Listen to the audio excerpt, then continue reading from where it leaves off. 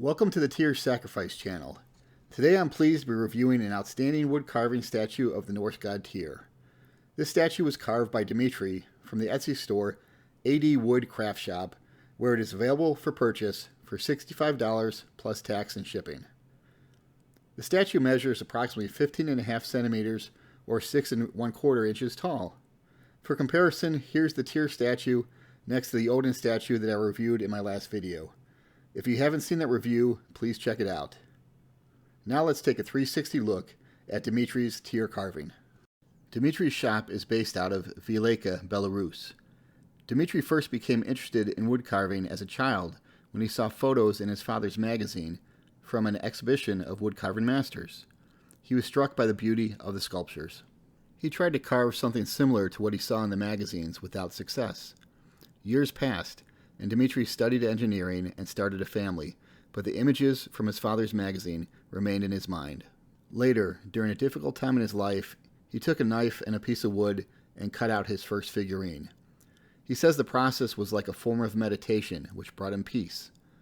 Time passed, and so did his troubles, but he continued to carve. Dimitri says he enjoys the creative process in which an image of a figure is born in his head that consists of small parts of legends he has read, art he has observed, and the final touches of a sculpture are born only when he starts carving. He says the tree itself dictates what the final version of a statue will be. Dimitri says his carvings make him happy, and he hopes his figurines make his customers happy as well. I can say from personal experience and without any hesitation that my Tyr statue has made me extremely happy and has great personal meaning to me. I believe that his version of Tyr is one of the best carvings out there and really reflects a quiet nobility and all the bravery and strength of Tyr.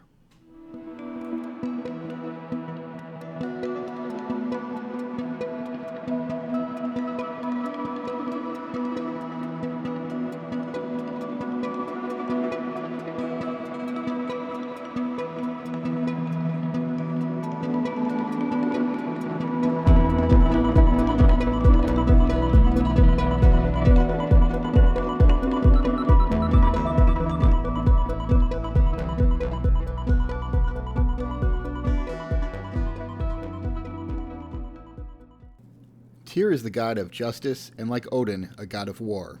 He is frequently associated with the attributes of honor, bravery, and sacrifice. Some scholars believe that Tyr was worshipped by the Norse well before Odin, and he was previously the head of the Norse gods before being overtaken either in power or popularity by Odin. There are not many stories about Tyr, and he is best known for the tale of the binding of Fenrir. Fenrir was a supernatural wolf and the son of Loki and Angerboda. Based on the telling of the story, either a seer warned Odin, or Odin himself had a prophecy that Fenrir would kill him at Ragnarok. Based on this prophecy, Odin had the wolf cub, Fenrir, kept at Asgard so he could be watched closely. Tyr was kind to the wolf and fed him regularly. As time passed, the wolf grew from a tiny cub to an extraordinary size, and his size and strength concerned the Aesir gods. A decision was made that Fenrir must be bound for the safety of the gods, and especially Odin.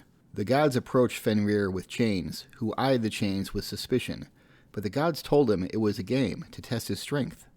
Fenrir played along, and initially had a great time breaking through the first set of chains with ease. A second stronger set of chains was brought, and again Fenrir broke free. The gods realized no ordinary chains could have bound Fenrir, so they sought the help of the dwarves, who made a silk chain out of magical ingredients including a woman's beard, the roots of a mountain, the sinews of a bear, the breath of a fish, and a bird's spittle.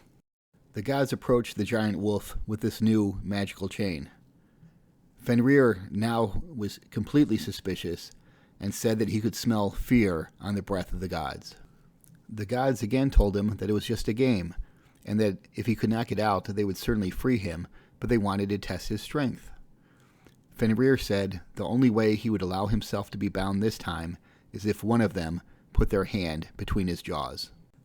The gods all knew, of course, that they were tricking Fenrir, and that surely, once he realized that it was a trick, their hand would be bit off, so none of them stepped forward. None except for the brave Tyr. Tyr put his hand and forearm between the jaws of Fenrir, and Fenrir, having a relationship with Tyr, allowed himself to be bound by the gods. This time, however, he was not able to break free no matter how hard he tried, and once he realized that he'd been tricked, he brought his jaws down hard and severed Tyr's hand. Tyr did not cry out, although the pain must have been incredible. All the other gods laughed heartily at watching Fenrir being bound. All laughed except for Tyr. Fenrir was then bound to a rock and his jaws forced open with a sword. Fenrir cursed the gods for their betrayal and said had he not been betrayed, perhaps he could have been an ally, but now they have made a fierce enemy in him, and that he would make a point of hunting down and finding Odin at Ragnarok, and vowed to kill Odin.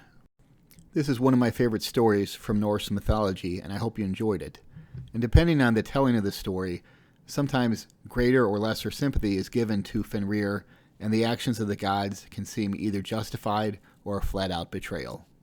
Regardless of whether you're rooting for Fenrir or the gods in this story, there's no doubt that Tyr is the bravest of the gods. I want to thank you for taking some time out of your day to learn about an extremely gifted woodcarver and to share in my retelling of the classic tale of the binding of Fenrir. My channel is still brand new and I really need your help, so please like, subscribe, and share.